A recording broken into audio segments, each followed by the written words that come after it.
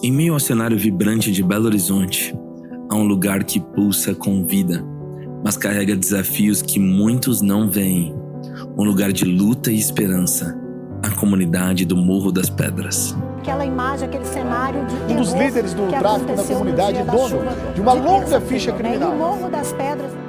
Olhe bem para essas crianças, para o futuro delas. A realidade aqui é marcada por desigualdades profundas. O Índice de Desenvolvimento Humano pinta um quadro difícil.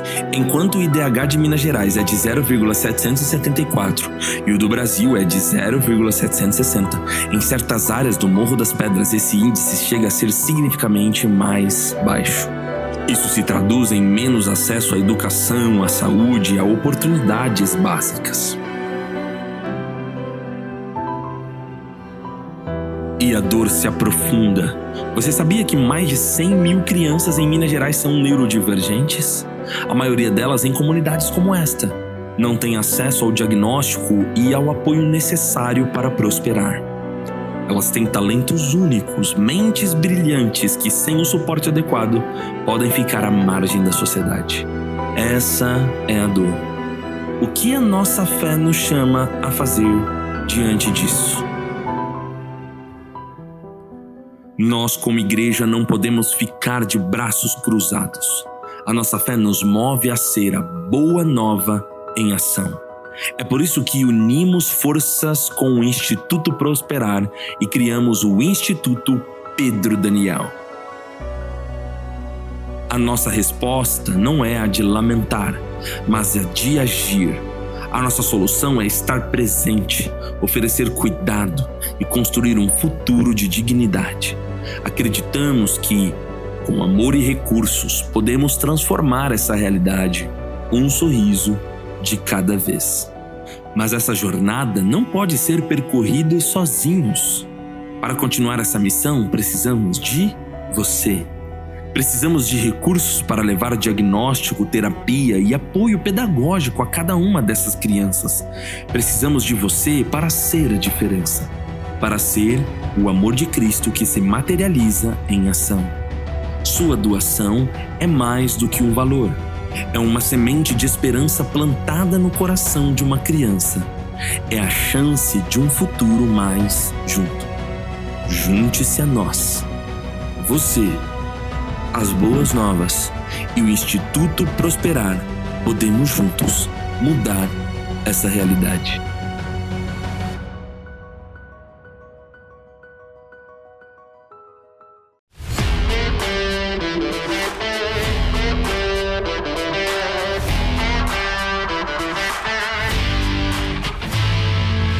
Fala pessoal, bem-vindo a mais um episódio da Pod Campus, o nosso podcast itinerário. E hoje nós estamos aqui na sede administrativa da Boas Novas Boulevard. E temos um convidado muito especial. O nome do nosso episódio é O Dia em que Não Parei. Vinícius, conta pra gente um pouquinho. Quem é essa pessoa fantástica que a gente vai conversar hoje? Pois é, André. Hoje nós trouxemos um convidado de peso. Um homem com múltiplas jornadas, né? Tô falando de um ex-jogador de futebol, de um líder, de um empresário, de um mentor de empresários, de um pastor, de um pai e também de um influenciador, né? Com vocês, pastor Pedro Daniel. Seja bem-vindo, Pedro. Uma salva de palmas. Com uma apresentação dessa aí, eu sou contratado pela Campus muito rápido. Né? Pois é. Gente, obrigado pelo carinho, obrigado pelo espaço, pela oportunidade de a gente trocar essa ideia aqui. Somar na vida de muitas pessoas. Eu acho que temos alguma coisa a compartilhar que vai ser útil, né? Eu tenho certeza que quem assistir, ouvir esse podcast, vai tirar boas lições, bons insights para aplicar na sua jornada, na sua rotina. Enfim, parabéns pelo projeto também. É o ideal. Esse espaço ele se torna cada vez mais democrático, né? Hoje, quem tem boas ideias, quem tem bons resultados, não precisa mais de uma grande mídia, né, para conseguir mostrar seu fruto, seu trabalho. Então, parabéns mais uma vez aí, tá? Vambora. Muito obrigado. Muito bom. Eu acho que assim, a gente podia começar, até pro pessoal que está nos escutando agora e tudo, uma breve apresentação, né? Como eu disse, é um homem de múltiplas jornadas. Acho que você tem uma jornada muito inspiradora, né? Para entregar de conteúdo aqui para quem está nos escutando. Mas antes disso, assim, de uma maneira resumida, né? Pessoal que está em casa, quem é Pedro Daniel? Cara, eu acho que essa faceta de ter muitas facetas, na verdade, vem do estilo de vida desde criança. Então, meu pai e minha mãe começou a vida quando eu era criança, no caso, né? Ela não começou a vida. Quando eu era criança, ela trabalhava com o Paraguai, como muamba, né? Que rasgada é contrabando, né? Sendo bem sincero, né? Sacoleiro é um jeito menos agressivo de falar, mas... E meu pai trabalhava sempre no Banco do Brasil. Depois minha mãe transicionou, se tornou empresária, com lojas de cozinhas planejadas, armários planejados ali no Minas Casa. E eu morava em Belo Horizonte, então, desde a minha infância, apesar de eu ter nascido numa cidade pequena chamada Carangola. Teve uma enchente na Bernardo Vasconcelos, quando eu tinha ali por volta dos 10 anos. Eles falem, entram numa dívida milionária para a época. Regressamos à casa dos meus avós, morei de favor.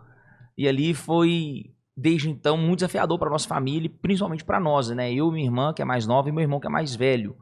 Porque a gente começou a morar em muitos lugares, né?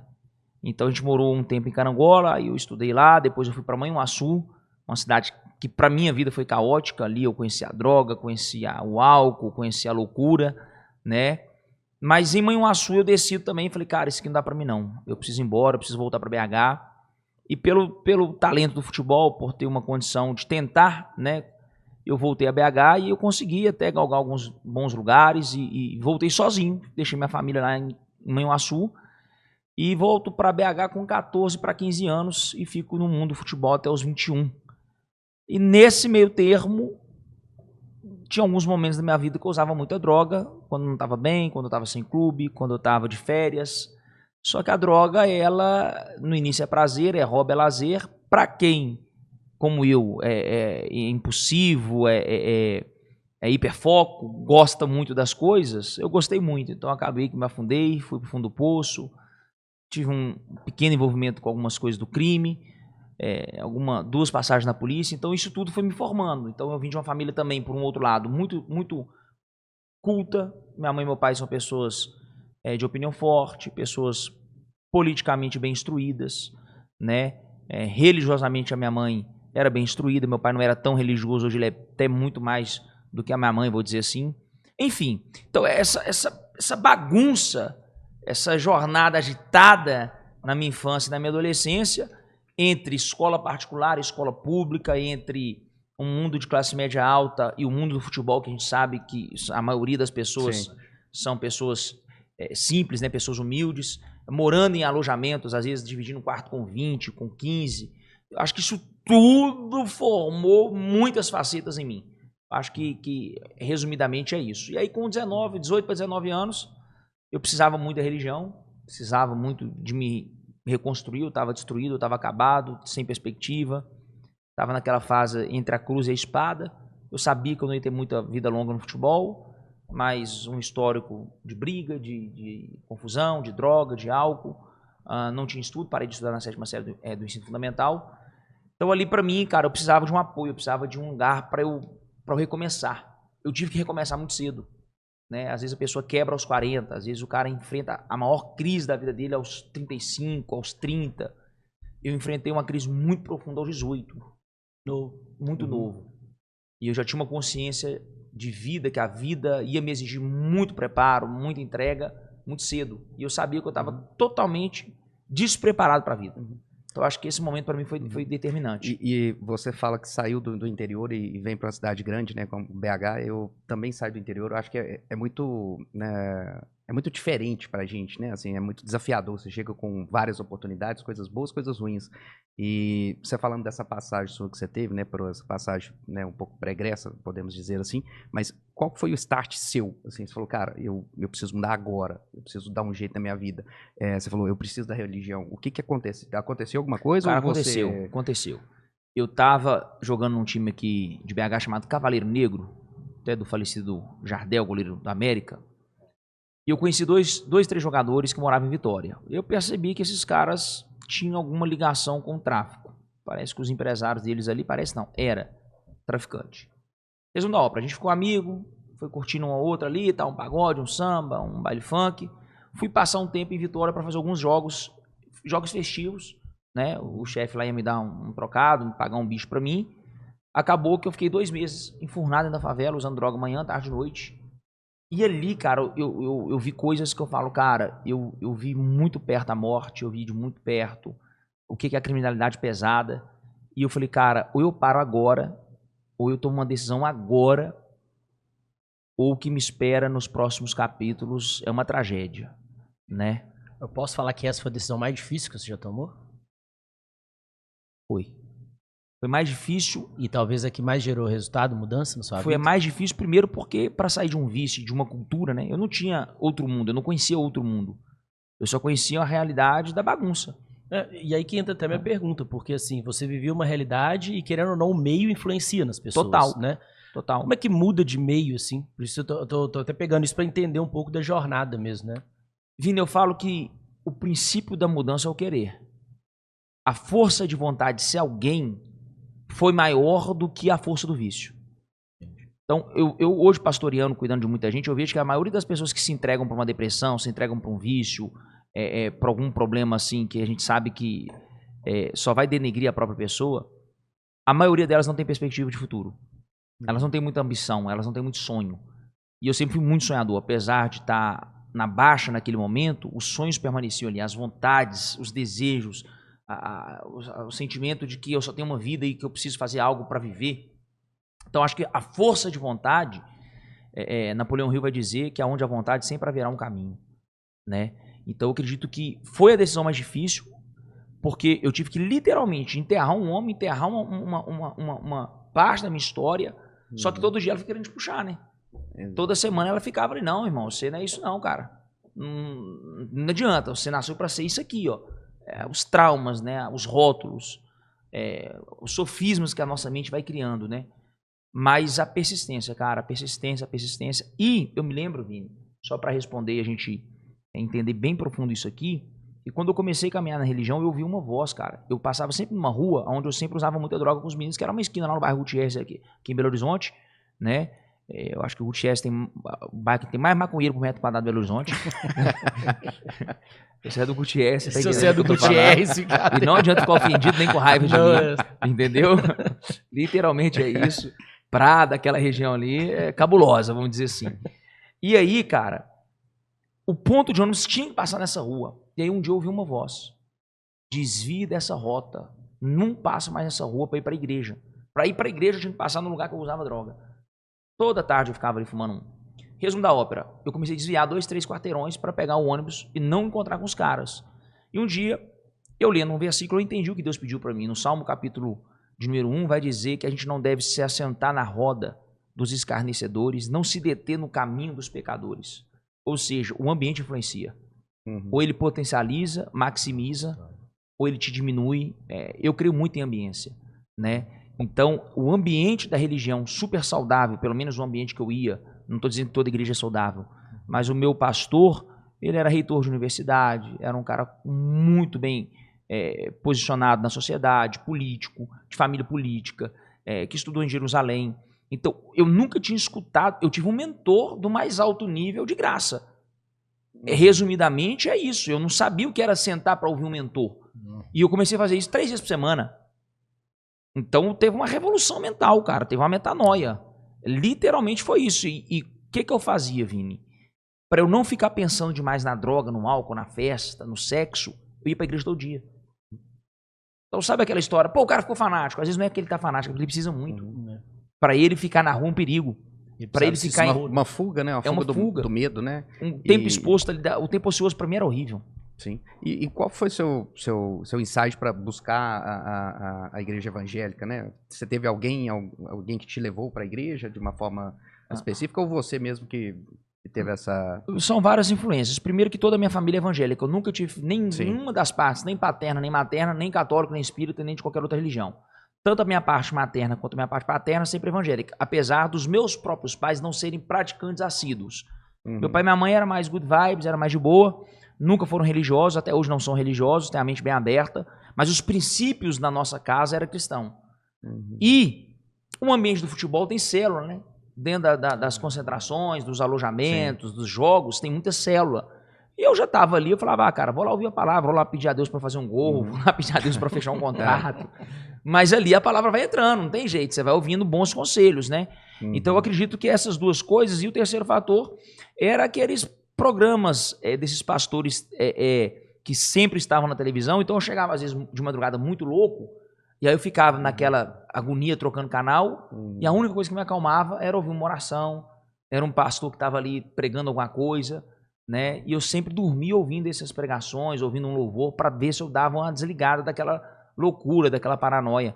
Então eu acredito que esses 3 fatores aí foram determinantes para falar assim, cara, eu preciso ir para a igreja evangélica. Sim. E você não começou como pastor, né? Você usou um termo muito bacana, né? A determinação. Você foi muito determinado até chegar onde você está hoje, né? E isso é um exemplo até de inspiração, né? Para os seus fiéis, né? Isso muito legal. Com certeza. E assim, eu tenho certeza que tudo isso que você passou e contou que agora fez parte de formar o pastor Pedro hoje, né?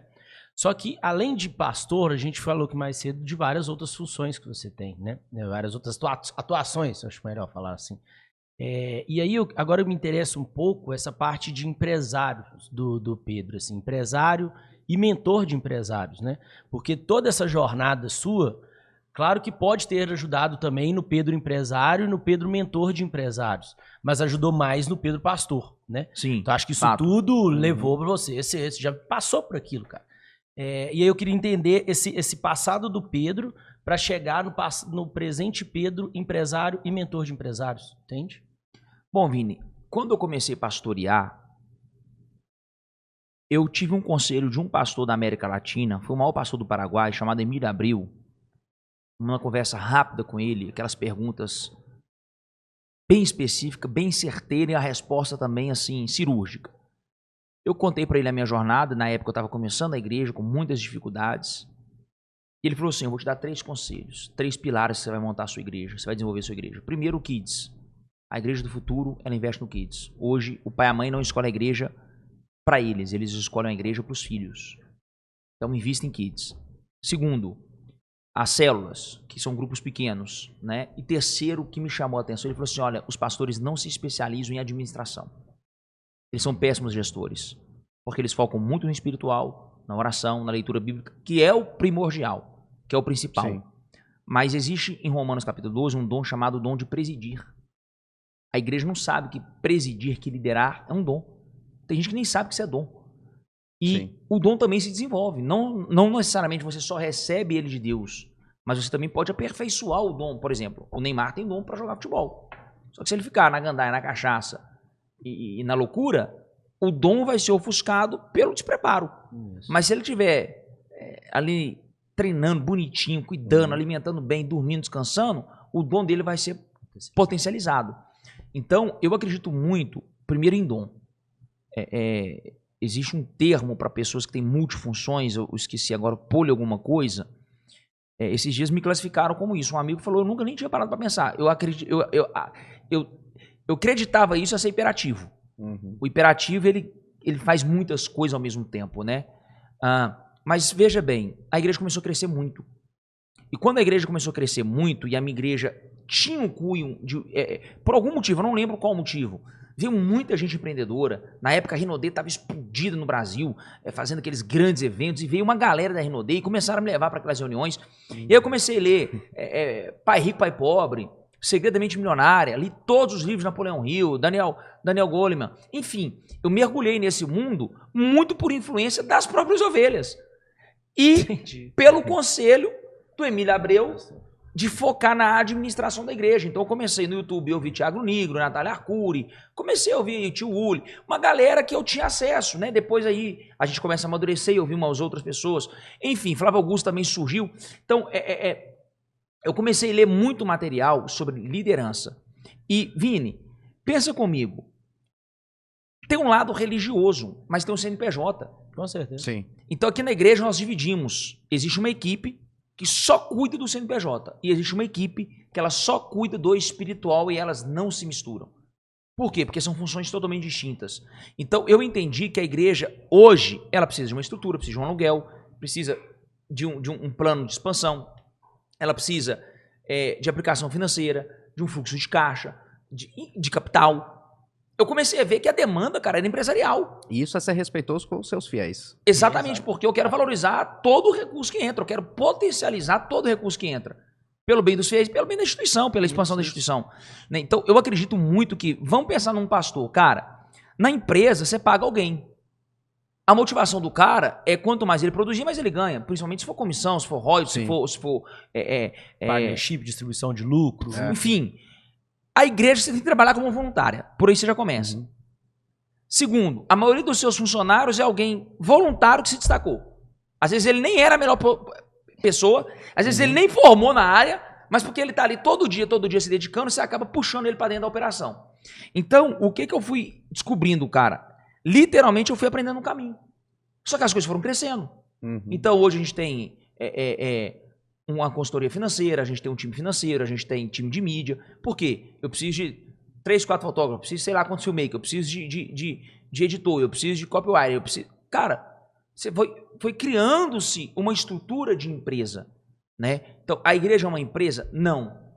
Mas tem um setor dela que funciona tanto quanto uma empresa. Sim. E não adianta ser hipócrita e falar que não é assim, né? O nosso coração não está no dinheiro. Ponto. Mas a gente entende a importância do dinheiro. Assim, até para cumprir o propósito específico, você vai precisar de dinheiro, né? Para fazer todas as coisas. E só um ponto que é importante aqui, que eu acho legal falar. Você comentou, assim, primeiro, o que faz boas empresas são boas pessoas por trás, né? Em determinado ponto, você comentou assim, tem muitos funcionários da igreja que, na verdade, eram voluntários, que trabalhavam naquela função durante muito tempo, que a gente foi promover ela para ser funcionário. Só que você concorda comigo que você acaba promovendo profissionais que não são adequados para essa função? Total. Isso é uma crise para mim hoje. Isso. E o impacto disso numa igreja? Assim, nós estamos numa sede maravilhosa aqui, depois a gente pode colocar algumas fotos aí. Nós estamos numa sede maravilhosa da Boas Novas aqui no Boulevard. É lógico que isso aqui custou um dinheiro, um recurso, vocês precisaram de fazer planejamento para isso. Mas mais do que isso, assim, isso custou decisões importantes. E não foram pessoas ruins que fizeram isso aqui onde nós estamos, né? Como é que foi isso na Boas Novas? Então, processo de maturação. O tempo foi me mostrando que existem alguns setores que não dá para trabalhar só com boa vontade. O tempo, os erros, as raivas, os estresses, aí chega uma hora que você começa a entender sobre competência, perfil comportamental, sobre formação. Aí existe um mito no meio evangélico religioso de que Deus capacita, de que Deus escolhe os simples, os pobres. Mas eu fui estudar a vida dos que estão na Bíblia que foram grandes, não é bem assim não. Moisés era poliglota, segundo Flávio José, um historiador, o maior historiador judeu, segundo Flávio José, Moisés falava 80 línguas e dialetos. Uau. Ele foi criado como herdeiro de Faraó. Ele era para assumir o trono de Faraó, porque a principal filha de Faraó não tinha filhos, ela era estéril. Então ela adota Moisés bebê. E Moisés então é criado dentro do palácio. Como que um homem que foi criado a vida toda dentro do palácio é um analfabeto? Tanto é que ele se tornou o juiz de Israel, né? Ele se tornou o sumo sacerdote de Israel. Ele liderou 2 milhões de pessoas no êxodo, uma saída de uma terra para construir uma nação. As leis que a gente tem, elas só como espiritual, e na verdade é a constituição da nação de Israel. Os 10 mandamentos de Moisés, se você observar, aquilo é a constituição de uma nação.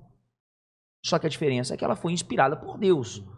Ok, quando você pega o próprio Paulo, que escreveu 2/3 do Novo Testamento, poliglota. Ele vai defender o seu apostolado falando, eu estudei aos pés de Gamaliel. Eu sou aluno, eu sou discípulo de Gamaliel. Gamaliel era a melhor escola, era Harvard da época. Era Cambridge da época. Então, ou seja, ele veio de uma família que tinha posses, que tinha condições financeiras e teve acesso naquela época ao estudo. Lucas era médico. O autor do livro de Lucas é o autor do livro de Atos, que inclusive... Ele que documentou as viagens de Paulo, porque ele era colaborador. Ele começa a caminhar com Paulo como pesquisador para entender o fenômeno dos milagres e acaba se convertendo e acaba se tornando um colaborador do ministério de Paulo. Então, se você pegar Daniel na Babilônia, o texto é claro em dizer que tinha que ser sábio, bem dotado, bem formado, príncipe, para morar no palácio da Babilônia, para conseguir ser conselheiro do rei Nabucodonosor. Então, essa história de que Deus só escolheu os simples, os pequenos, os pobres e os humildes, isso é um alento para a alma do que sofre. Mas não é uma verdade absoluta. Então, eu acredito muito que a igreja, se ela quiser ser relevante, ela vai ter, por exemplo, vou terminar aqui. Deus, quando foi construir o tabernáculo, Vini, ele contratou 2 homens, está na Bíblia isso, um deles é Bezalel, o outro agora me falha a memória, porque são nomes bem difíceis, mas quando Deus foi construir o tabernáculo, que ele instruiu Moisés, que ele desenhou para Moisés, que ele projetou para Moisés, ele exigiu que contratasse esses 2 homens, e ele dá um motivo, porque eles são os melhores artífices em ouro de toda a terra. Aí, espera aí, Deus vai construir o seu próprio tabernáculo, ele não contratou um qualquer. Ele mandou Moisés contratar o que tinha de melhor. Não importa se o cara era crente, se o cara era ateu, se o cara era endemoniado. Para Deus é o seguinte, quem faz as melhores joias, o melhor trabalho em ouro, em bronze, em prata, são esses 2. Então, querem esses 2. Foi Deus que instruiu. Então, a gente tem que parar com essa cultura de valorizar o que é despreparado, mas ele é espiritualizado, sendo que tem alguém se dedicando, estudando anos, para que ele ofereça o melhor para o desenvolvimento da nação, porque a igreja, cara, faz parte de uma sociedade. Eu não vejo a igreja como um núcleo fechado, eu vejo a igreja como parte de uma cidade, envolvida em política, envolvida em economia. Aqui a gente forma pensadores, aqui a gente forma líderes. Então eu preciso ter uma responsabilidade maior. Então eu acredito muito, Vini, que quanto mais você expande, mais você vai ser exigido. Mais pessoas capacitadas você tem que ter do seu lado. E isso é até um dos tópicos que a gente vai tocar aqui agora, que é muito interessante. Você precisa de pessoas capacitadas, né? Eu acho que separa a parte ministerial da parte administrativa, e isso, né, tange o quão empresário você é, no sentido de querer fazer valer não só a parte ministerial, mas expandir isso que você está fazendo aqui. Quantas unidades hoje, gente? Hoje nós temos 4, nós temos 3 fundando a 4ª agora, inaugurando em dezembro, já construindo a 5ª. E se você não tivesse pessoas capacitadas ao seu lado, isso talvez não seria possível. Impossível. Porque isso requer administração, financeiro, requer contabilidade, enfim, requer uma série de burocracias que precisam de ser pessoas extremamente capacitadas para isso. E até mesmo para surgir um projeto que agora é o seu instituto, né, o seu instituto. Eu queria que você falasse um pouquinho para a gente. Primeiramente, eu quero também aqui fazer menção e agradecer à Consultoria Campos, né? Porque literalmente, num momento muito específico da nossa igreja, quando a gente estava em grande ascensão, mas sem saber o que fazer, né? Quem contratar? Quem vai ser o diretor financeiro? Quem vai ser o RH disso aqui tudo? Nessa crise que a gente estava de crescimento e, ao mesmo tempo, uma baixa entrega dos colaboradores, eu fui atrás no mercado. Falei, cara, eu preciso de uma consultoria. Eu preciso trazer alguém fora da igreja, com outro olhar financeiro. E aí eu fui indicado por um grande amigo, que é um grande empresário também, que foi o Gabriel Magalhães, da Top Fit. E acho que tem uns 3, 4 anos já de parceria. Eu estava falando com a Lid hoje, acho que é desde 2022. Eu lembro justo, e isso é muito legal que você falou, vai muito em cima de tudo que você está, né, falando agora. Quando a gente, né, começou, eu falei assim, eu quero melhor consultoria, eu quero pessoas capacitadas, eu quero isso. E o nível de exigência seu com a gente sempre foi altíssimo. Eu lembro então, que não na época... só da boca pra fora, né? Não é. Quem tá falando não é só da boca pra fora, gente, isso é real. Eu lembro que na época vocês não eram mais baratos, né? Então assim, vocês não eram mais baratos, mas eu não olhei pra isso naquele momento. Exato. Eu falei, cara, eu preciso que resolva. Vai resolver? E acho que foi uma parceria, é uma parceria que nos traz muito bons frutos, né? Alivia muito peso. Ouvir a opinião, o conselho, a direção de alguém que está de fora, que não tem um envolvimento afetivo. Exatamente. Porque a ovelha tem um envolvimento afetivo. Né? Um membro, um pastor, ele mistura, não tem jeito. Eu misturo. Né? Então, quando você escuta alguém friamente, olha, não, nós vamos falar de número, nós vamos falar de métrica, nós vamos falar de algoritmo, nós vamos falar de perspectiva de mercado. Você né? atribui uma parte desse crescimento acelerado que a Boas Novas teve ao fato dela separar muito bem o CNPJ dessa parte ministerial e espiritual? Quando você olha, porque assim, várias vezes aqui você já falou de mentores e tudo, então você é uma pessoa muito bem relacionada no seu meio, você sempre busca pessoas, né, para tomar decisões. As outras igrejas também funcionam assim? As grandes, sim. Ótimo. Então foi lá que você se espelhou? Não, aqui você pode pegar aqui em Belo Horizonte uma grande referência, a Central. Para mim, no sentido de organização, de gestão, é absurdo o que eles fazem, né? Uma igreja extremamente clean, leve, entendeu? Tudo muito, muito bem feito, com muita excelência. Você vê muito capricho em tudo muito organizado. A própria Lagoinha, o tamanho da Lagoinha. Nós estamos falando que a Lagoinha, eu acho que tem quase 700 unidades. Então, o fato também de estar num ambiente, olha um ambiente voltando aí, onde tem grandes igrejas, e poder ouvir sempre ali de um pastor, de um amigo, de um colega que foi ali do bastidor, como que funciona, como que eles fazem, né? Então, eu tenho alguns colaboradores no meu time hoje que também já trabalharam para essas grandes igrejas. Então, eu também fui inteligente nisso. Falei, cara, eu preciso ir atrás de profissionais que conhecem a história das grandes igrejas, das big churches, né? Porque assim, Vini, existe 3 níveis de igreja. A pequena é aquela do bairro, que não vai passar de 100 membros. Né? 100 membros. Não vai passar de 100 membros. Ok. Existe a média igreja, que ela tem uma média de 500 a 1.000 membros. E existe grandes igrejas. Uma igreja hoje que tem mais de 2.000 membros, em qualquer lugar do mundo ela é considerada uma grande igreja. Né? E aí tem igreja com milhões de membros, 100, 200, 300, 400, tudo pastorado pelo mesmo líder. Coisas assustadoras. Então, assim, eu atribuo muito a esse momento que eu falei assim, cara, igreja, parte espiritual, palavra, culto, é uma conversa. Porque eu tenho que negociar um contrato.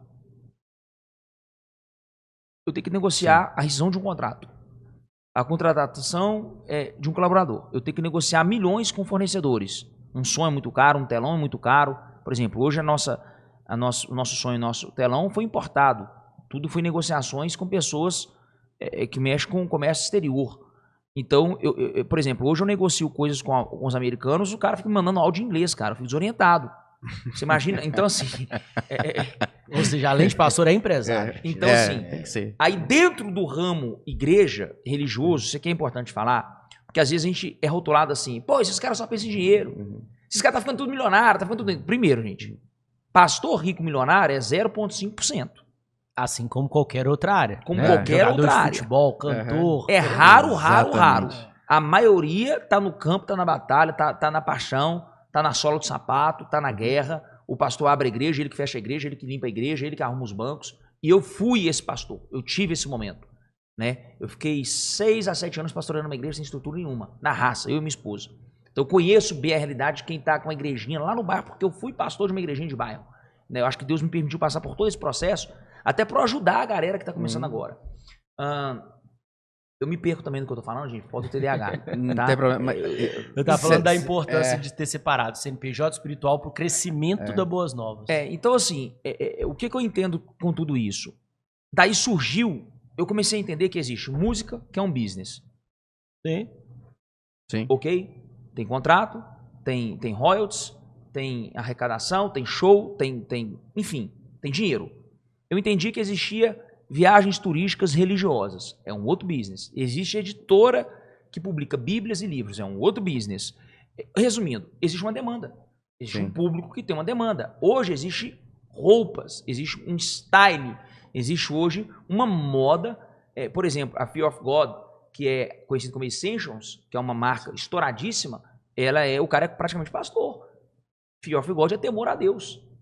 Nós estamos falando que uma marca mundial leva o nome de temor a Deus, o cara é um crente. E agora vem surgindo outras.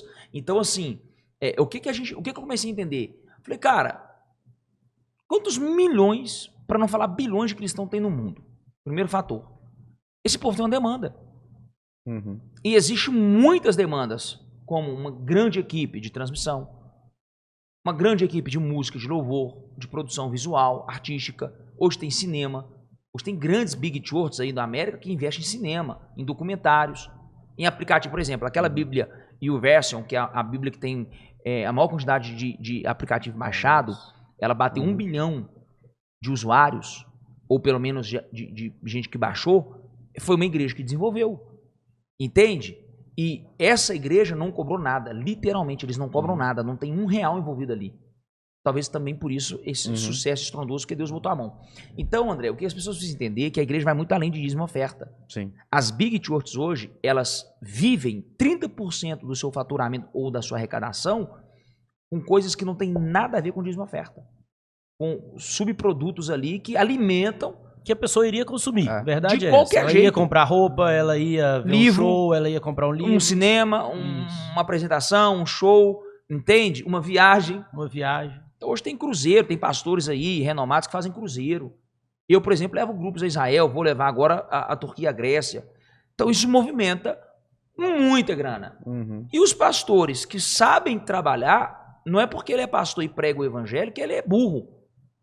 Não é porque ele é pastor e Sim. prega o evangelho que ele não tem capacidade de gerir pessoas, números, negócios, relacionamentos.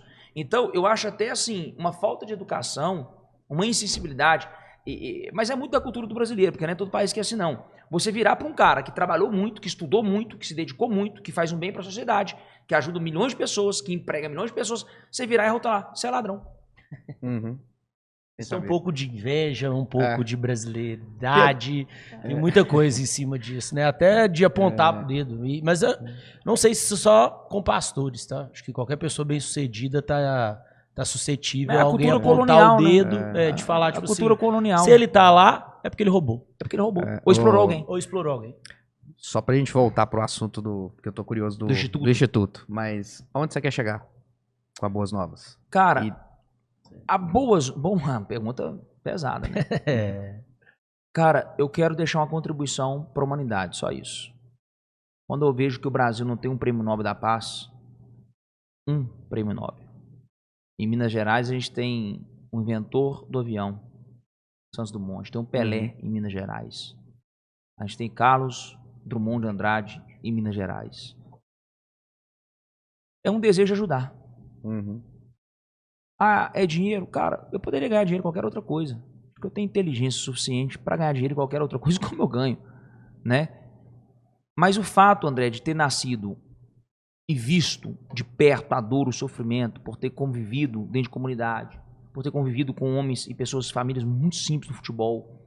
Talvez se eu tivesse vivido numa bolha da classe média alta, que o meu pai e minha mãe me davam condição de viver, estudando só em escolas particulares, talvez eu não teria esse coração altruísta, esse desejo de fazer uma mudança. Então o Instituto, ele nasce com a ideia, primeiro, eu fiz um voto com Deus. Quando eu saí da droga, quando eu saí da criminalidade, da vida louca, eu falei com Deus, Deus, se o Senhor mudar a minha história, se o Senhor me prosperar, me der dignidade, eu não vou esquecer de onde o Senhor me tirou e eu vou voltar lá para ajudar quem eu puder.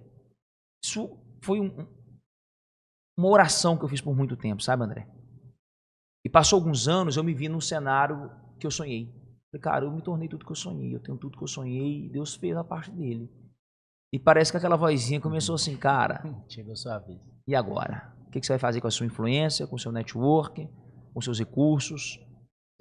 E aí eu tenho uma igreja aqui e do outro lado uma comunidade muito conhecida aqui em Belo Horizonte, que é o Morro das Pedras. Eu fui preso no Morro das Pedras, buscando droga numa boca. Eu tomei uma surra da polícia nesse dia. Eu era atrevido também, eu era meio folgado. Então eu fiquei por muitos anos olhando e falando assim, cara, não dá pra eu estar aqui andando num carro bom, roupas boas, bons restaurantes, boas viagens, morando numa casa boa e saber que aqui na frente tem uma galera sofrida e que eu posso ajudá-los e que eu tenho milhões de pessoas aqui do meu lado, professores, mestres, doutores, enfim, inúmeros personagens incríveis que poderia ali botar a mão e um pouco para nós é muito para eles. Eu falo que para quem está na escuridão, André, um pouco de luz é muita Sim. luz, entende? Então se eu tenho um pouco, cara, por que não oferecer? Então o meu desafio é mudar o IDH daquele lugar. Eu fiz um propósito que daqui 5 anos eu quero olhar o IDH hoje, eu quero olhar todos os dados daquela região, daqui 5 anos e daqui 10 anos. E aí eu quero mostrar assim para a sociedade, para os políticos, para o Estado, para os pastores, para os fofoqueiros, para os haters. Tá feito, irmão. Tem jeito. Uhum. É só saber fazer e querer fazer. Entende? Eu não dependo do Estado, eu não espero nada do Estado. Eu sou daqueles que, se você critica algo, vai lá e resolve. Se você vê um problema, vai lá e resolve. Ou então, não se envolva. Você não tem autoridade para falar sobre isso. E o Brasil é cheio de palpiteiro, né? Mas ficar aqui no podcast com a bundinha aqui, dando pitaco em tudo, é ótimo. Poucos executores, né? E eu sou um executor por natureza, né? Meu perfil comportamental é comunicador executor. Então, cara, é meio que um sentimento, assim, de desafio. E o principal motivo, talvez, André, a gente fica se sondando, né? Por quê? Me fizeram várias vezes essas perguntas, eu também me fiz essa pergunta. Por quê, Pedro? É vaidade? É ego? Disfarçado de altruísmo? E no fundo, eu nunca me conformei a ficar enclausurado no padrão religioso, no quadradinho religioso, comunicando só para o povo que já é religioso. Porque eu não vim desse mundo, eu não sou desse mundo. Né? Eu vim de um mundo muito diferente. Eu vim de um mundo muito plural. Então, esse ambiente muito fechado, na bolha, ele pra mim, até pra eu como pessoa, ele é chato. Sim. Entende? Então, é muito disso aí. E tem uma coisa legal no Instituto também, que muitas vezes a gente sempre vincula Instituto a dinheiro. Então, assim, eu preciso de ter dinheiro para colocar dinheiro e criar o Instituto. Mas você comentou uma coisa muito importante, que é você tem acesso a pessoas também. Dentro dessa comunidade que é a Boas Novas, você consegue ter acesso a profissionais que podem auxiliar essas pessoas lá, né? Então, assim, o que eu quero dizer é que, mais do que dinheiro, o Instituto também te dá possibilidade para conectar pessoas que fazem parte da sua igreja, gostariam de entregar algo para a sociedade, mas às vezes não tem o caminho, né? A gente comentou disso outras vezes da importância da diligência de recursos. E o tempo dos seus fiéis também é um recurso ali. Com toda certeza. É muito incrível como que as pessoas querem ajudar, só não sabem aonde. Isso.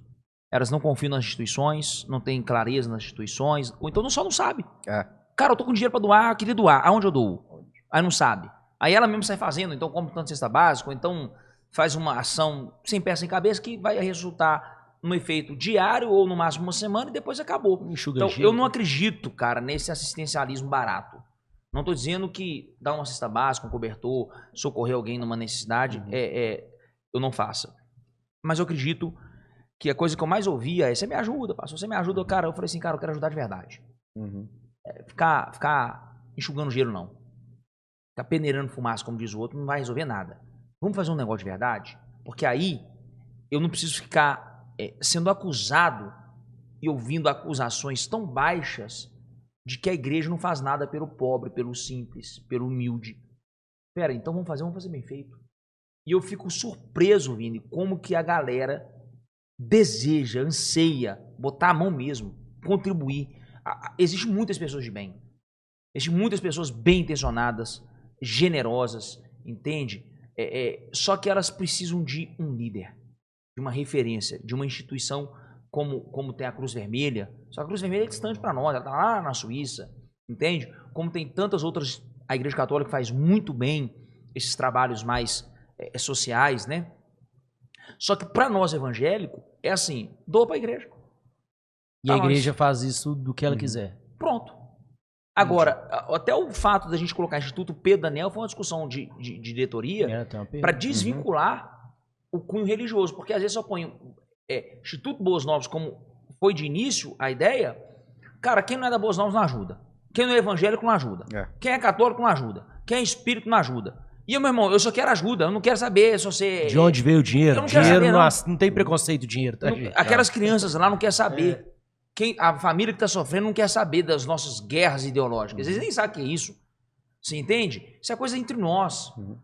São discussões... Digamos que a gente já passou algumas etapas da pirâmide de Maslow, então pra gente, a gente, né, não fica mais preocupado com saúde, alimentação, a gente já começa a falar de preocupações políticas e tudo mais.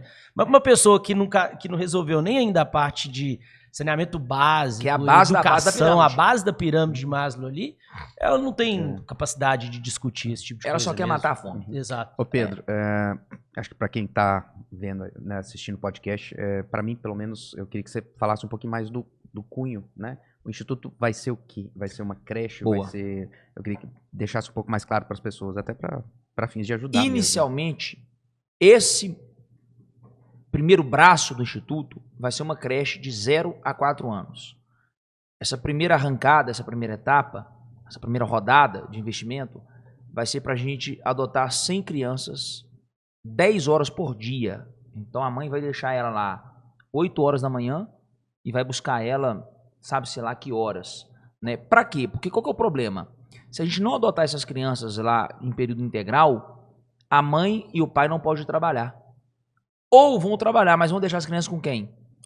Na rua. Ou com o irmão mais velho. Pior ainda, talvez. Entende? Ou solto. Literalmente solto. Então, a gente está ajudando, não é só as crianças. É o pai e a mãe. A família, eu posso falar? É a família. A sociedade. É a sociedade. No último instância, a sociedade. Imagina isso de forma escalável. Imagina se cada igreja resolver fazer 100 crianças na comunidade que está de frente da sua grande igreja. Entende? Então, é muito discurso, Vini. É muita teoria, é muito livro, é muito podcast, é muito romance. Eu quero saber a prática. A Bíblia vai dizer assim, me mostra a sua fé que eu te mostro as minhas obras. A sua fé sem obra é morta. Então, eu sou meio impaciente com um discurso muito bonito. Quando eu conheço o cara, eu sei que o cara não faz nada. Se você pedir pra ele, irmão, doce 5 cestas básicas, o cara não tem coragem de pegar lá R$500 e falar assim, tá aqui, irmão. Entende? Então eu acredito que quem se dispõe a ser religioso, ele tem que ser um religioso verdadeiro. Quem se dispõe a viver para espiritualidade, ele tem que ser verdadeiro. Caso contrário, irmão, assume que você é capitalista, que você é do bicho, tá tudo bem. A sociedade não vai te matar, não. Existe nicho para tudo, existe gente que ama tudo quanto é tipo de pessoa. Então, a ideia é muito disso. É a gente dar um suporte para a família de 0 aos 4 anos, né? Inicialmente. Tem recurso? Vencemos essa etapa? Conseguimos administrar bem? Somos bons no que fazemos? Vamos pensar em outras frentes? E aí, não tem limite, não tem limite. Né? Já tem o local hoje, né? A gente recebeu um prédio, até agradecer aqui ao Paulinho, né, lá do Morro das Pedras, que nos cedeu. Ele tinha uma creche exatamente nesse lugar, né? Por força das ocasiões, principalmente por causa da pandemia, ele ficou sem recurso nenhum, parou. E você vê que o coração do cara tá ali até hoje, porque o prédio é dele, é um espaço muito bom. Então ele nos cedeu, ele nos deu essa concessão de 10 anos. A gente vai reformar o lugar todo, já estamos em reforma, inclusive, né? Para que a gente possa voltar com a creche, porém agora a gente tem uma collab, a gente tem uma parceria com o Instituto Prosperar. Por quê? Volta aquela tecla da administração, eu não sei fazer. Tem gente que faz isso muito bem. Tem gente que faz isso muito bem, há muito mais anos do que eu, com muito mais eficiência. Então a gente trouxe eles vão nos dar todo o suporte, todo o know-how, é uma parceria mesmo, a longo prazo, para que a gente possa juntos desenvolver esse projeto. A ideia é essa. E tem uma data prevista para... Porque começou as obras agora, né? Tem uma previsão de André, início? Quando você mexe com obras, você sabe que... Pode jogar uns 30% para frente aí pra da frente, data, né? Mas, pra frente.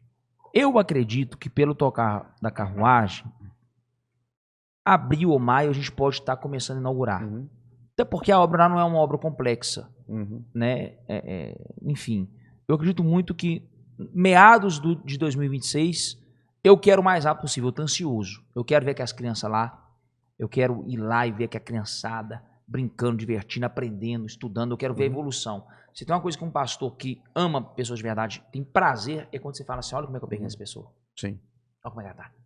É o antes e depois de vidas, né? Cara, o antes e depois, pra mim, ele mexe comigo. De vidas. E você vê que os métodos funcionam. Isso é incrível. Então, assim, eu tô ansioso. A expectativa da turma era janeiro, fevereiro.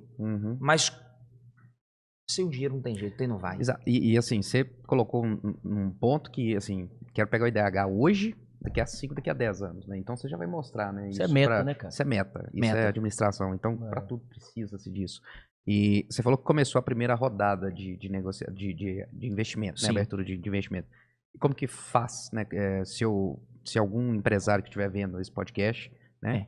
Como que ele faz? A gente pode ir desde a forma micro de doação à forma macro. Sim. A forma micro, a gente criou esse azulejo que você está vendo aqui. Depois, nossa equipe maravilhosa. A gente pode colocar depois até um link, um QR Code embaixo pra gente... Exatamente. Para mais informações, né? Boa, seria muito bom, muito importante. Ótimo. Então, a gente precisa de 1.500 cotas, uma doação simples de R$350, acho que não deixa ninguém nem mais rico nem mais pobre, mas para nós faz muita diferença. Sim. E aí, em homenagem, em gratidão, até para ser um memorial, né, a gente está fazendo um grande mural lá com o nome da família da pessoa ou o nome que ela sugerir. Por exemplo, se você quiser lá colocar Campos Consultoria, né, ela participou desse momento de fundação, né, do Instituto Pedro Daniel. Já pode reservar um pra gente. Obrigado. Deus Acabamos de fechar vocês. Mais um, que fique de... 1.499 agora. Pois é. Vamos de grão em grão, assim, devagarzinho, sem pressa. Cara, eu fico impressionado quando os projetos são nobres, como que Deus prospera, como que as pessoas se movem. E tem a forma macro, por exemplo, vocês podem até me explicar melhor, eu sei falar de forma resumida, que existe como abater no imposto de renda, grandes doações, né? Existe sim todo um trâmite que eu preciso, como instituição, dar todo o documento, eu preciso estar bem. A gente está trabalhando muito a isso, a gente já tem algumas documentações aprovadas, então alguns tipos de doação a gente já pode receber. E a gente tem um time contábil que avalia e conversa com o financeiro da empresa. Olha, para não te prejudicar, você pode doar isso aqui dentro desse modelo, né? Mas hoje é um incentivo do Estado, né? Até porque a gente faz um serviço que o Estado não faz, ou ajuda o Estado a fazer o que ele já faz, né? Então, é um incentivo e um incentivo fiscal. Então, grandes empresários podem fazer grandes doações, milhões, né? Existe Lei Rouanet, existem inúmeras leis municipais, leis estaduais, existem leis federais. Como nós estamos galgando os primeiros passos, essa verba pública do terceiro setor, eu ainda não consigo acessá-la. Até porque, como instituição, eu quero ser tudo muito transparente, quero que seja tudo muito claro, né, e muito certo, muito coerente. A gente precisa fazer tudo de forma muito ainda jurídica, estruturar isso melhor, incorporar melhor a documentação. Mas eu sei que hoje a pessoa pode fazer doações livres e espontâneas. Não, cara, eu quero doar 50 mil do meu dinheiro. Eu quero doar um carro, eu quero doar quero doar toda a tinta, eu quero doar todo o tijolo, eu quero doar toda a marcenaria. Cara, é só entrar em contato com a gente, com o nosso time, nos chamar no link, tem um link desse azulejo. Tem como ajudar de N formas. Inclusive, com o tempo, a pessoa que já tiver Tem, aí vai ter um momento que a gente vai fazer uma seleção. O pessoal do Instituto Prosperar, como já está nisso há muitos anos, né? Tem inúmeros institutos abertos espalhados pelo Brasil, estão em mais de 7 estados. Eles vão fazer uma convocação, nós vamos fazer isso nas redes sociais, nos cultos, vai fazer uma convocação. Todos os profissionais que querem servir, colaborar, olha, eu posso doar um dia do meu mês. Eu posso doar 2 horas por semana. Enfim, nós vamos achar um modelo, nós vamos ver o perfil, ver aonde a pessoa se encaixa dentro do Instituto e vai ser muito bem-vinda. Colocar pra dentro. Só um ponto importante, até para falar para o pessoal de casa, que o Pedro já levantou essa bola, isso é muito importante mesmo. Empresas que fazem parte do lucro real, uma parte do seu lucro que você pagaria de imposto de renda e CSLL, você pode destinar isso a instituições devidamente registradas, cadastradas, tá? Então não é qualquer instituição, não é qualquer doação. O Instituto Pedro Daniel tá, né? Já todo certo em relação a isso. Então converse com a sua contabilidade e tudo, você consegue deduzir uma parte considerável. Então é basicamente aquele imposto que você ia pagar lá pro governo, pro seu presidente, você agora destina para um projeto que você pode ir e visitar, não é mesmo? E você pode ir visitar, correto? Então, com assim, toda certeza. Se algum empresário estiver vendo e quiser fazer essa doação... Tem uns dias de visita, né? E isso, ótimo, porque assim, uma das coisas que eu sinto, até de outros empresários também que fazem doação, e essa época de final de ano é a época certa. É a época, o momento é agora. O momento é agora. Que as pessoas ficam assim, cara, mas eu vou doar algum valor considerável para um lugar que eu não sei para onde vai, entendeu? É quase igual eu pagar de imposto pro governo, eu pago dinheiro, eu não sei se esse dinheiro vai voltar, eu pago, igual você falou, para a Cruz Vermelha, o dinheiro vai lá para a Suíça. E para onde vai isso, né? Então, assim, acho que um dos diferenciais do Instituto Pedro Daniel é que você consegue visitar lá. Então, você consegue, você consegue apalpar, né? Você consegue pegar, você consegue visitar, ver as crianças, ver o resultado, ver o resultado acontecendo. Então, assim, eu acho muito bom, igual eu falei, vou deixar os contatos aí, pra vocês entrarem em contato para conversar com o pessoal do Instituto, sabe? Isso aqui é algo muito legal e, mais uma vez, parabéns, tá? Obrigado. Pela iniciativa. As palminhas de novo, né? As palminhas de novo. Coloca a palminha de novo. E dependendo da empresa que doar, das quantias, nós vamos criar algumas formas de trazer eles como parceiro do Instituto. A logo, tá ali a marca deles, sempre deixando claro um agradecimento, né? Porque eu acho que também é importante, né? Para que a sociedade olhe para aquela empresa, olhe para aquele empresário e fale assim, cara, essa é uma empresa idônea, é uma empresa que contribui com o desenvolvimento social. Não só a honra, a glória ser do Pedro, da Igreja Boas Novas ou do Instituto, mas se eu tenho parceiros, eu preciso que esses parceiros sejam conhecidos, o coração, né? Porque às vezes a gente olha para um empresário com um olhar tão de julgamento, de condenatório, de sei lá, o Brasil tá algo negativo. O Brasil tá um momento tão chato, né, velho? Tá tudo chato. Qualquer pessoa que cresce, qualquer pessoa que desponta, qualquer empresa que cresce, já tem uma massa torcendo contra, já achando pelo em ovo, né? Então a ideia também para você que quer se tornar um doador assíduo, um colaborador aí, ter você como parceiro mesmo nos nossos eventos, né? Enfim. Legal. Essa recompensa é muito importante, assim, de você querer oferecer essa recompensa para quem ajudar, auxiliar lá no Instituto. porque, se eu não me engano, foi no livro A República de Platão, né? Que ele diz que as grandes cabeças da sociedade deveriam ser aqueles profissionais, aquelas pessoas que desenvolveram um projeto para si tão grande que agora não faz mais sentido ser só para ele. Então, assim, já transbordou. Em determinado momento da nossa conversa, você falou assim, cara, dinheiro eu faria em qualquer outro lugar, né? Agora, eu preciso transbordar isso para alguém. E tem muito... Você é pastor, então você atua diariamente modificando vidas, mudando vidas. Mas, às vezes, para um empresário que tem uma empresa, sei lá, uma indústria médica, uma construção civil, esse cara ele não atua diretamente mudando a vida das pessoas. Então, ter a oportunidade de, poxa vida, o cara já atingiu o patamar na vida dele, agora ele precisa transbordar, né, para a sociedade mesmo. Aí ter ali o Instituto Pedro Daniel que dá esse caminho para ele, e aí ainda assim o Instituto Pedro Daniel ainda reconhece ele, o cara fala, poxa, eu conquistei tudo na minha vida, só falta uma placa agora na favela falando que eu tô ajudando as pessoas. O que acontece? O filântropo, primeiro ele tem a bênção de Deus. Isso é bíblico. Está na Bíblia. Quem dá ao pobre empresta a Deus. Isso não é um jargão, isso não é uma frase popular, né? Deus sabe recompensar, por isso que a gente vai ver muitos filântropos que doam bilhões e daqui a 1, 2 anos recupera tudo, né? Primeiro porque eles são muito bons no que eles fazem, né? Mas eu acredito muito na bênção de Deus. Porque por que Deus vai dar para um crente que fica na igreja o dia todo, mas é egoísta, egocêntrico, vaidoso, orgulhoso, e não vai colocar grandes recursos na mão de quem realmente faz pelo próximo? A Bíblia vai dizer algo muito incrível, Vini. Deus põe semente na mão de quem semeia. Está escrito. Legal. Não falou se o cara é santo, se o cara crê ou não. Deus põe semente na mão de quem semeia. E ali no contexto daquele texto ali que eu estou citando, é ajudar o próximo mesmo. É derramar sobre a vida do outro, né? E aí o que eu queria falar para esses empresários, Vini, para a gente fechar, dê propósito ao seu dinheiro. Dê propósito ao seu dinheiro. Você falou que muita gente quer ajudar, né? E aí, em cima de tudo isso que a gente está conversando, os empresários às vezes podem querer ajudar, mas talvez não vê tanta clareza no objetivo, no propósito, no instituto. Talvez que muito dinheiro aí, né, assim, em cima da mesa. Sim. E eu acho que o que você está fazendo, né, o que a gente promove aqui, num sentido de clareza de informações, transparência, dados financeiros, eu acho que isso faz com que as pessoas realmente acreditem no propósito do instituto. E isso é algo, assim, subtor. Né? A minha ideia é a gente criar tipo não tem aquele impostômetro? Sim. Que é péssimo ver ele crescer. E agora vai crescer mais um pouquinho, vai. Mas a minha ideia é criar um dele de arrecadação mês ou ano, mas também ter clareza na prestação de contas. Legal. Entende? Porque eu literalmente não preciso de um centavo do instituto.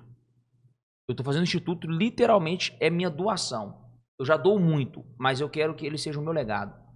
Que seja assim, cara, isso aqui, ele fez de todo o coração, ele não enriqueceu, ele não ganhou dinheiro, ele não ganhou salário, ele não prosperou, ele não tirou daqui. Aqui ele só doou, aqui ele só trouxe, ele só somou. Né? Essa é a ideia. Então, assim, a gente vai criar um modelo, Vini, que as pessoas vão ter muito acesso. Elas vão ver, cara, o fruto vai estar lá. A expansão, as crianças, o resultado, a gente quer investir em esporte, formar atletas, né? O Brasil investe muito pouco, né? Lá no Morro das Pedras, por exemplo, tem um menino lá, esqueci o nome dele agora, que ele é campeão mundial de jiu-jitsu, ele é campeão brasileiro de jiu-jitsu, ele é um monstro.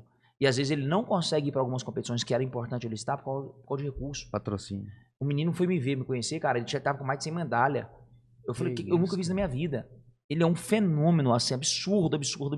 É tipo, um dos melhores do mundo que eu tô falando. Mora aqui no Morro das Pedras. E às vezes não tem dinheiro para comer na estrada que tá indo pra competição. Talvez a conexão desse menino com o empresário resolveria o problema dele, né? Então, você assim, entende? Então a minha função é essa, cara. É pra isso que nós estamos ali. Legal. Vini, a gente tá quase chegando já no final do nosso episódio. Duraria aqui umas 3, 4 horas aí, tranquilamente. É muita coisa. Mas é muita jornada. Eu acho que assim, eu queria pelo menos fazer uma pergunta. Posso fazer uma pergunta polêmica pra você, Pedro? Pode. Pode tomar um vinho? Eu posso. Se outros pastores não podem e outras igrejas proíbem. Bom, eu tô levando aqui na brincadeira, eu sei que é um assunto delicado, principalmente eu que sou um formador de opinião, mas eu nunca escondi. Tem muitos pastores, na verdade 50% dos pastores, ou grande parte dos pastores, não veem isso como um crime, um pecado. Por que a igreja criminalizou ou colocou como pecado? Tem que ir na história para entender. Lembra da época da lei seca nos Estados Unidos? Sim. Foi proibido o consumo de álcool. Por quem que foi proibido? Pela influência dos puritanos. Então, os puritanos veio da Inglaterra, veio da Europa, é uma classe religiosa muito rígida, extremista, e eles se abdicavam totalmente do álcool. Só que eles eram extremamente influentes na formação da cultura e da política americana. Então, o que eles fizeram? Proibiram o consumo de álcool. E quem que desce para evangelizar o Brasil? Quem que desce para trazer as igrejas protestantes para o Brasil? Parte desses puritanos. Então, foi muita influência da época da lei seca. Porque a Igreja Católica nunca proibiu. No judaísmo, não é, pelo contrário, no judaísmo, as suas festas são regadas a vinho. Uhum. A Bíblia inteira é regada a vinho. O vinho, na verdade... Primeiro milagre, né? É o primeiro milagre. Jesus foi em bodas de Caná. Aí algum teólogo conservador vai dizer, não, mas ali é suco de uva. Mentira. O termo em grego ali é bebida forte. Então é vinho. Você não põe para experimentar o mestre Sala para ele avaliar suco. Ele era o sommelier da época, né? Então a Bíblia em si nunca condenou. Agora, qual é o problema? Por que a igreja prefere proibir algumas coisas, André, e não gosta de tocar abertamente? Porque você pode incentivar um cara que está tentando sair do álcool. Sim. O cara que tem um vício no álcool. O cara que tem agressividade, o cara que bate na esposa, o cara que adultera, o cara que faz loucuras, ou a mulher também, tem muita mulher desequilibrada, que dirige totalmente alcoolizado. Então, nós como parte da sociedade que prega equilíbrio, sanidade, coisas boas, pode soar como você está liberando, faz o que você quiser.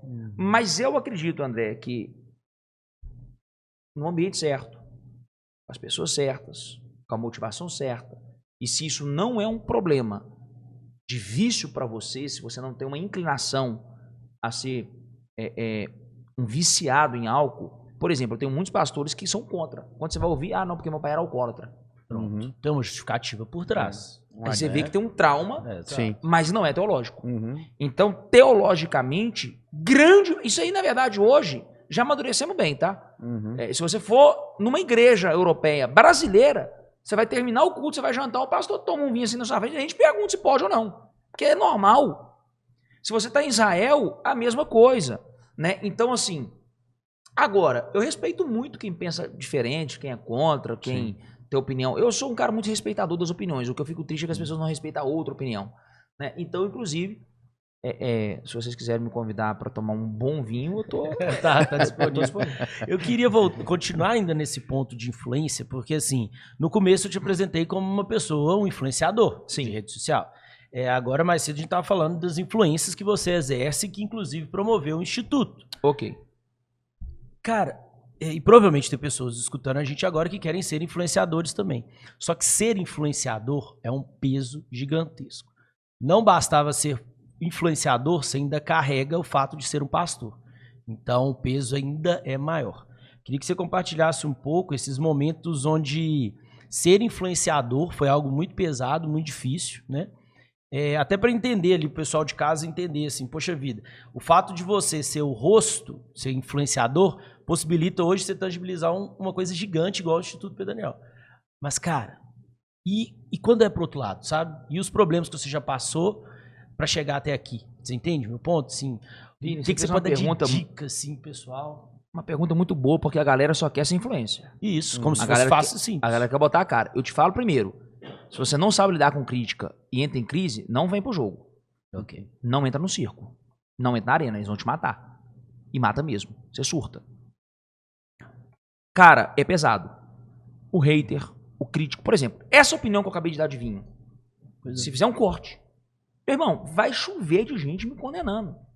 Isso é um perverso, isso sabia, isso é um cachaceiro, entendeu? Isso é um alcoólatra. Aí, meu amigo, vai virar uma zona. Então, assim, só que eu tô numa fase, Vini, da minha vida, que eu tô pouco me importando para quem não me conhece. Você me conhece. O André me conhece. As minhas ovelhas, os meus discípulos, o meu time, a minha esposa, a minha família me conhece. Eu não estou atrás de network, eu não estou atrás de ser aprovado pela sociedade. Então, sem influência, a primeira coisa que o cara tem que entender, ele não vai ser aprovado pela grande maioria. É o contrário. ele tem que entender que não é aprovação, é desaprovação. Se ele não estiver pronto para desaprovação, ele vai sofrer muito. Se ele quiser agradar todo mundo, é melhor vender sorvete, como diz o clichê. Porque, meu irmão, você só se torna influencer fazendo uma coisa. Sendo formador de opinião. Tendo conteúdo. E para você ter conteúdo e ser formador de opinião, você tem que dar a sua opinião. Por exemplo, você me fez uma pergunta, eu fui muito sincero. Não adianta ficar atrás do muro. Eu poderia fugir da resposta. Isso. Eu poderia sair pela tangente. Eu sei que isso pode me gerar um problema pequeno. Eu sei que algum pastor pode não me convidar para a igreja dele porque eu assumi publicamente que eu gosto de vinho. Só que eu não dependo dele, eu não estou nem aí para ele, eu construí uma história. Esse é o diferencial. Entende, Vini? Muito cedo eu nunca quis depender de ninguém. Entende? Do favor de alguém, da ajudinha de alguém, de pedir a bênção para alguém. Não é que eu sou arrogante e soberbo, é o contrário, eu quero ser livre. Eu quero ser livre. Mas eu tenho juízo, eu tenho responsabilidade. Eu tenho um nome a zelar, eu tenho igrejas a representar, ok? Mas então, para ser influência, cara, tem que ter estrutura emocional. Porque eles te atacam. Eu conheci o ódio gratuito. A minha esposa, cara, já sofreu ataques tão pesados das pessoas mandarem palavras de tão baixo calão. Pessoas torcendo para a sua filha morrer. Por causa de uma opinião. Por causa de uma opinião. Entende? Torcendo para você morrer, para você falir. Porque na cabeça dele, sua opinião foi arrogante, você foi prepotente. Ou talvez não era nem sua opinião, né? Talvez era um corte, um pedaço da sua opinião, né? Eu sofri um cancelamento, cara. Eu sofri um cancelamento. Tentaram me cancelar, na verdade. Tentaram. Eles não conseguiram porque... Tem uma frase de um comediante do Brasil que é maravilhoso. Não tem como você cancelar quem já não te segue. Então, assim, não tem como. Como é que eu pego um cancelamento de alguém que já não era meu seguidor? E assim, outra, cancelamento não tem como seria cancelar quem já nasceu cancelado. Exato. Você já aceitou isso. Eu sempre fui a parte do problema. Você entende? Eu sempre fui pra mãe dos meninos. Não ando com Pedro. Nos times de futebol, mano, Pedro, ele é bom jogador, mas ele é problemático, ele é explosivo, ele é incontrolável, ele é indomável. Então a minha vida foi tendo que lidar com rejeição, com desaprovação e tendo que provar meu valor, tendo que provar meu caráter, tendo que provar minha capacidade. Entende? Então, entre aspas, isso pra mim doeu. Mas eu descobri que não me matou. Você tem que descobrir que não mata. Só que você tem que ser inteligente. Inteligente por quê? Você tem que saber a hora certa de ir e a hora certa de parar. Então, por exemplo, eu fui cancelado por um momento infeliz. Eu fiz um mega evento em Belo Horizonte, no Expo Minas, para 6 mil pessoas. Em reunião, a gente estava desesperado financeiramente, porque a conta ia ficar absurda por causa da igreja. Teve sugestões, não lembro se foi eu que trouxe, se foi alguém que trouxe. Cara, por que a gente não vende parte só dos ingressos? Decidimos vender 20% dos ingressos. Ou seja, 1.000 ingressos seriam comercializados, 5.000 seria doado. Desses 1.000 que seria comercializado, nós criamos 2 áreas. Poderia ser chamada área ouro, área prata, área palco, área... qualquer nome. Eu coloquei a desgrama do nome do VIP e do Premium. Aí eu... É muito bom ir disso agora, né? Já passou. Já passou o estresse. 12 vezes já disso aí. Então, aí eu gravo um vídeo debaixo de uma pressão. Por quê? A gente foi lá no espaço para orar, para interceder e para ver a estrutura. Terminei a oração, um rapaz da mídia do meu time chega e falou: pastor, cara, não tá vendendo. Se não vender, vai ser pior, porque o prejuízo que você vai estar tendo agora aumentou. Você fechou com o restaurante, você fechou com o buffet, fechou com o garçom, você fechou a estrutura. Pastor, se não vender, o prejuízo que já era alto se torna maior. Eu sou sanguíneo, impulsivo, o que eu fiz? Grava um vídeo aí. Vamos fazer vender agora. Eu, estourado na internet, enfim, gravei um vídeo. Só que eu sou cômico, cara. O meu jeito... agora eu tô de óculos, tô com coisa aqui, mas eu sou cômico, eu sou engraçado por natureza. O meu jeito de falar, enfim, o vídeo ficou muito engraçado. Né? Aí eu dei tchau, andando de bicicleta, você que não vai pagar, você vai sentar lá no fundo, enfim, aquelas coisas assim. Tipo assim, eu não teve alguém para fazer um filtro, né? Faltou um time ali para falar assim, cara, isso aqui pode ofender uma galera, isso aqui pode machucar uma turma. Depois que tudo passou, que eu saí em tudo quanto é Instagram, eu parei pra pensar e analisar a minha fala. Friamente, sem orgulho, sem ego. Falei, cara, deixa eu ver o que eu falei. E aí eu entendi o comentário da galera. Claro, teve muita maldade. Tinha gente que tava torcendo pro dia que eu ia errar. Sim. Tinha gente só esperando a brecha. Tipo assim, deixa ele falar que nós vamos matar esse cara. Começa a incomodar, né? Incomoda. Pedro, infelizmente, mas para encerrar, fala um pouquinho não, fala a importância da sua família nesse tudo que você tá criando pra gente. Fala um pouquinho da Kelly e da Pietra. Cara, bom, não é força de expressão, não é camisolão. Cara, se eu não fizesse isso, eu seria desonroso. É o contrário.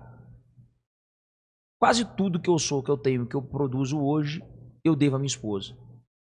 Porque existe o meu lado que eu não sei lidar com algumas coisas, que eu não sei cuidar. Então a Kelly é uma administradora sinistra, violenta. Eu achava que eu era bom negociador. Ainda acho. A Kelly negocia melhor do que eu.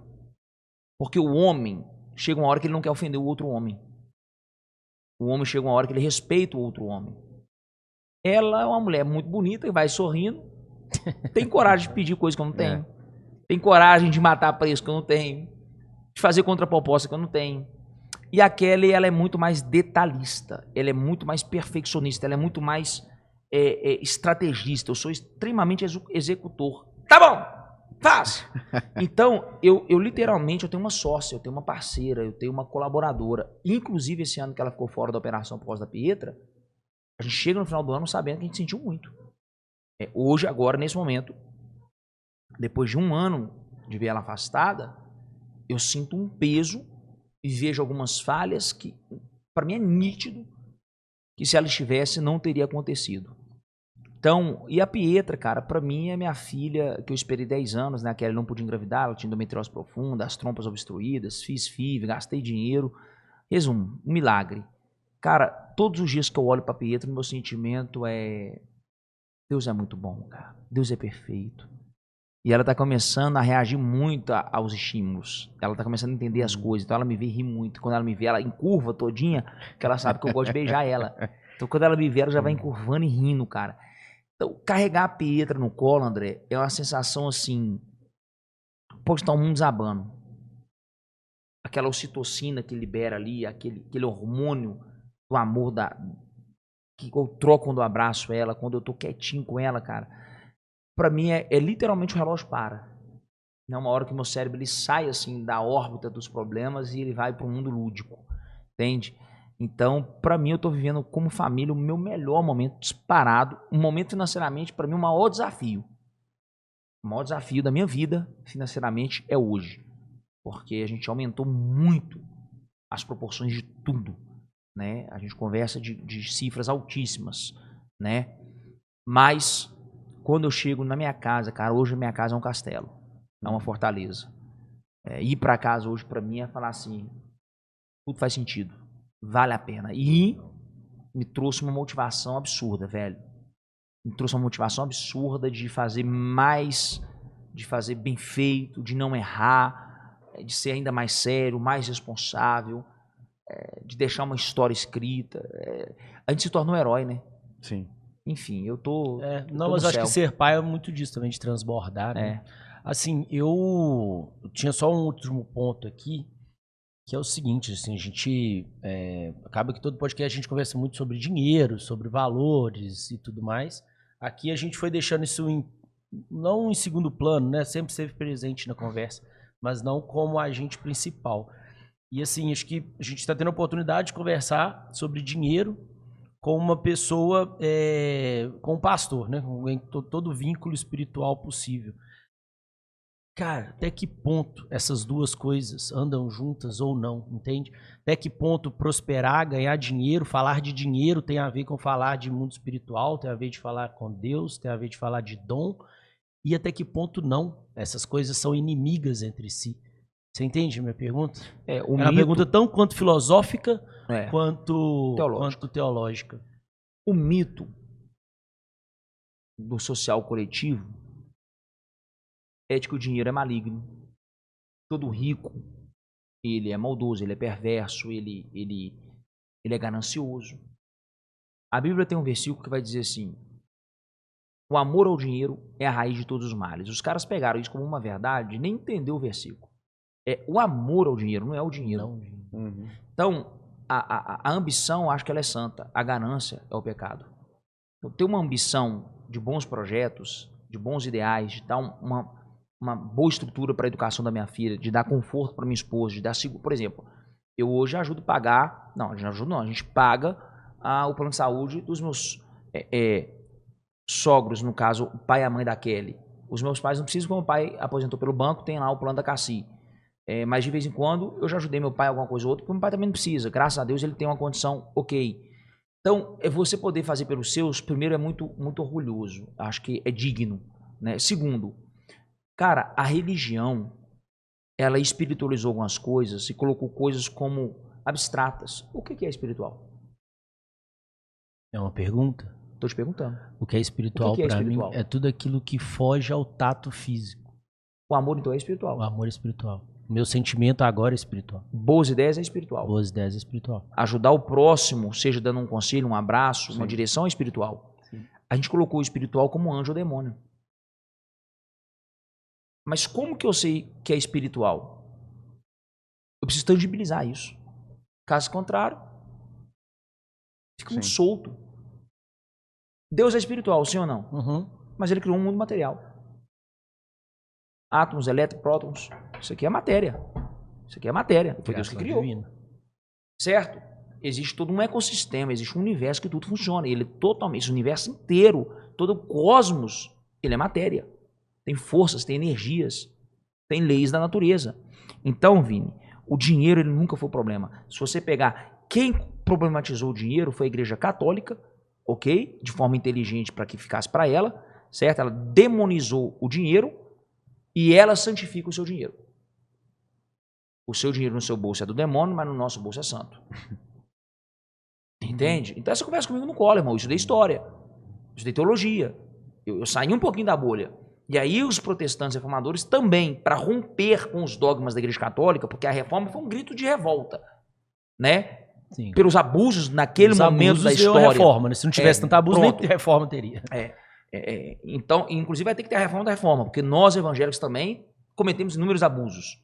Tá. Fato. Né? Sendo justo na opinião. Então, Vini, o dinheiro não é o problema, o dinheiro é a solução.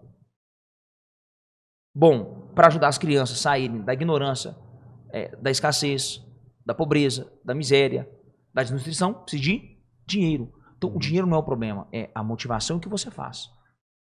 Qual a motivação? Qual o método? Qual o modelo? Como que você adquiriu esse dinheiro? Foi honesto? Foi justo? Foi de forma íntegra? Isso é espiritual. Isso é divino. Sim. Isso foi machucando alguém, ferindo alguém, lesando alguém, roubando alguém, mentindo para alguém? Isso é diabólico. Então, no Antigo Testamento, do Gênesis a Malaquias, no Antigo Testamento, da Torá, um símbolo de que Deus estava abençoando alguém era dinheiro. O judeu não tem problema com dinheiro. Quem tem problema com dinheiro é o protestante e parte da católica. O judeu, que é a base da nossa fé, o problema é que a gente cospe na nossa própria história. A gente fala de uma fé e desrespeita quem é o pai dessa fé, é o judeu. Só existe cristianismo porque existe o judaísmo. Só existe igreja porque existe sinagoga. Jesus não foi protestante nem católico, com todo respeito. Jesus foi judeu, praticante de toda a lei, nascido em Israel. Então, existe, sim, um desprendimento da matéria, mas no sentido da futilidade da matéria, no sentido do abuso para se construir essa matéria. Mas Jesus nunca brincou com dinheiro. Muito pelo contrário, inclusive, Jesus mandou aplicar no banco. Essa eu não sabia, não. Está escrito em Mateus 25, é uma parábola. Ele deu 5 talentos para um homem, 2 talentos para outro homem e 1 talento para um homem. E aí, depois de um tempo, isso é uma parábola simulando o reino dos céus, né? E ele vai dizer assim, depois de um tempo, esse rei voltou e pediu conta, acertar a conta com a galera. O que tinha 5 produziu mais 5, virou 10. O que tinha 2 produziu o dobro, virou 4. O que tinha 1 enterrou e deu uma desculpa esfarrapada. Ah, eu tinha medo do Senhor porque o Senhor é um Senhor severo. Eu fiquei com medo do Senhor e enterrei. Aí, olha a resposta de Jesus. Você sabendo que eu sou um Senhor severo, por que você não aplicou no banco? Pelo menos te renderia os juros. Você é incompetente. Jesus chamou o cara de incompetente. Falou assim, ó, servo mau e infiel. Chamou o cara de mau e de infiel. Por quê? Porque não soube produzir com o recurso e o talento que Deus colocou na mão dele. Então, para Deus, saber o que fazer com recurso e gerar recursos, produzir recursos para o bem de uma sociedade, é prazeroso para Deus. É o que Deus quer. Então, a galera quer demonizar o dinheiro Sendo que o que a gente deveria mais era confrontar a motivação e o caráter. Esse aqui é o fator. Logo, o problema não está no dinheiro, o problema está nos modos de aquisição e no destino que você vai fazer com aquilo. Isso é fácil, né? Que é uma ferramenta, então, ali, né? Então, até que ponto, só para fechar esse assunto, até que ponto o dinheiro, então, é uma energia ou é algo do tato físico que eu tô pegando? Você pega em dinheiro hoje? Não mais hoje em dia, né? Hoje é Pix. Isso. É número. Aquele número é fictício. Só um pixel na tela do celular. É só um número ali que joga para lá, que joga para cá. Eu vejo o dinheiro hoje como facilitador do propósito e possibilidade de liberdade. Então, o dinheiro na minha vida ele tem duas funções. Ele facilita como uma ferramenta, como esse microfone, facilita como essa câmera facilita. Eu preciso do dinheiro para ter essa câmera, eu preciso dessa câmera para a mensagem chegar. Ok? Eu preciso do dinheiro para comer, eu preciso do dinheiro para vestir. Então, ele é um facilitador da minha vida. Ele só facilita, ele me gera facilidades para que eu não gaste energia pensando como eu vou pegar um carro e chegar em tal lugar. Eu só pego o carro e vou. Então toda a minha energia ela é canalizada em como eu vou produzir mais. Eu não preciso gastar energia lá na base da pirâmide, né? Eu não preciso ficar gastando energia, brigando com a minha esposa, brigando com meus colaboradores, brigando com o mundo, porque eu preciso comer, porque eu preciso trocar de tênis, porque eu preciso consertar meu carro que alguém bateu. Eu já bati carro, eu bati uma Mercedes zero que eu comprei, cara. Eu deixei a chave em cima do painel, eu tinha férias no outro dia. Eu fui para as férias e falei assim, eu não encosto nesse carro enquanto não chegar. E eu esqueci desse carro, cara, eu bati uma Mercedes-Benz. Mas na minha cabeça era assim, cara, eu tô indo para as férias, esse carro aí. Esse carro para mim só serve, daqui 6 meses eu troco, daqui 1 ano eu troco. Então tudo, Vini, para nós é um negócio muito difícil quando você não tem. Depois que você tem com muita facilidade, por isso que o Jim Carrey ele vai dizer, eu queria que todos tivessem dinheiro, para entender que não é o dinheiro. Que não é o problema, né? O dinheiro não é o problema, porque depois que você tem, os problemas viram outros. É problema de família, é problema de relacionamento, problema emocional, problema de saúde. Agora, se eu não tenho dinheiro, eu tenho mais um problema. Além de todos os outros. Da lista de problemas, um deles é o dinheiro. Então, vamos eliminar os problemas? Vamos eliminar o problema do dinheiro? Vamos. Como? Tendo dinheiro. Produzindo dinheiro, produzindo recurso, né? Liquidez, faturamento. Então o dinheiro para mim ele me faz duas coisas, ele me faz cumprir meu propósito com excelência, ele me dá liberdade de tempo e espaço. É isso. Sensacional. Pedro, eu acho que se eu fosse definir esse episódio aqui, eu acho que seria inspirador, franco e assim, libertador, né? Eu acho que a gente falou de assuntos polêmicos, eu acho que a gente falou de valores, família, falou de dinheiro, falou de tudo que a gente precisa falar, né? Eu acho que a sociedade precisa ouvir. E de uma forma muito clara, muito limpa, né? Eu acho que falamos de propósito, né? Eu queria te agradecer o seu tempo. Sei que daqui a pouquinho começa o seu culto, então nós temos que parar por aqui também. E, de fato, muito obrigado pela confiança, pela amizade que a gente tem. E parabéns por ser essa pessoa inspiradora que você é e pelo que você está fazendo pela sociedade. Esse é o meu ponto de vista, Vinícius. Boa. Assim, para encerrar, eu gostaria de falar que assim, o que ficou de mensagem para mim nesse podcast foi principalmente a importância que você dá para o ambiente. Várias vezes você falou a palavra mentor, foi buscar alguma coisa, buscar outra. Então, assim, fica de lição para mim o quão importante é o meio que a gente tá e o quanto isso forma o profissional, a pessoa, o marido, o pai que você quer ser na vida. Essa parte do ambiente. E a frase mesmo que ficou para mim é dê propósito ao seu dinheiro. Assim, eu achei que essa frase extrapola toda a parte que nós estudamos, que é tão objetiva, tão prática, de números e mais e menos e coisas exatas. Quando eu deparo com uma frase dê propósito ao seu dinheiro, essa frase ela transborda tudo aquilo que é matemático, né? Tudo aquilo que é tático. Ela vai muito mais para um campo pessoal e assim... Confronta o egoísmo. Confronta o egoísmo, excelente ponto. E assim, eu ainda consigo cruzar essa frase, dê propósito ao seu dinheiro, não os últimos, né? Porque esse último agora não foi nessa linha. Mas pegar ali o período 2010 a 2014, a gente tem muitos ganhadores de prêmio Nobel da economia, não como economistas, e sim como psicólogos, né? Sim. Porque eles começaram a entender que o dinheiro não funcionava mais em termos matemáticos, assim, né? Acho que a gente começava a ver que tinha formas de você economizar mais dinheiro, não pelo cálculo matemático de, é melhor você poupar, e sim por cálculos perspectivas emocionais e psicológicas. Então, assim, vão ter pessoas que vão construir mais patrimônio se endividando, por mais que isso seja irracionalmente, matematicamente falando, errado. Então, na hora que eu deparo com essa frase, dê propósito ao seu dinheiro, eu percebo que dinheiro foge muito mais do que da matemática simples e pura, né? Que a gente vê ali na calculadora, propriamente dito. Então, assim, essa é uma frase que guardou mesmo, assim, é uma frase de vida mesmo, gostei bastante disso. De modo geral, foi um podcast extremamente enriquecedor e tudo, compartilhar um pouco da sua jornada. E saber que você chegou nesse patamar onde transborda o Pedro Daniel como pessoa física, empresário, mentor, e agora ele passa a ser um agente de desenvolvimento socioeconômico. E eu acredito muito na mudança micro, né? Não acredito pouco ao presidente lá, ele pode mudar o mundo, não. Eu acredito muito mais você que o seu vizinho pode mudar a realidade. Então, assim, aí você chega no nível de transbordar a ponto de poder ter um instituto e tudo. Cara, isso é lindo, de verdade. Então, obrigado. Agradecemos mais uma vez pelo podcast e principalmente pelos conhecimentos que você compartilhou hoje, viu? Obrigado, André. Obrigado você. Se quiser deixar uma mensagem Deixa final. a mensagem final aí. Pra gente. Valeu demais. O nobre, ele projeta coisas nobres e na sua nobreza Deus o prosperará. Então, tudo que você fizer, se tiver nobreza, Deus está do seu lado.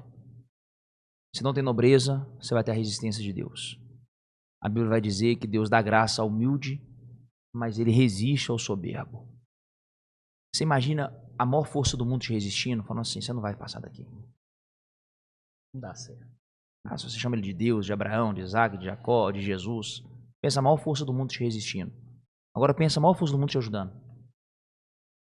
Então, a soberba, a arrogância, a prepotência, ela precisa ser policiada dentro de cada um de nós, porque todo dia ela quer brotar.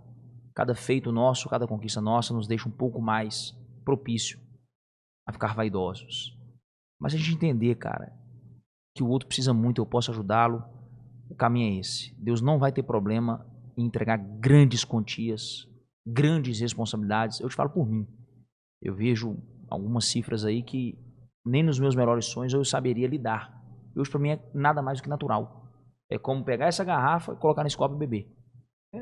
Faz parte do meu mundo. Não me assusta, não me excita, não me põe medo. Faz parte.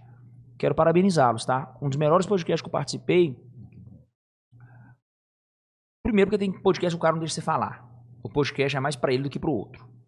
Segundo, são perguntas muitas vezes dentro do mundinho. E aqui a gente conseguiu explorar o outro lado do Pedro, né? A mente, a visão, me deu oportunidade de mostrar, espera aí.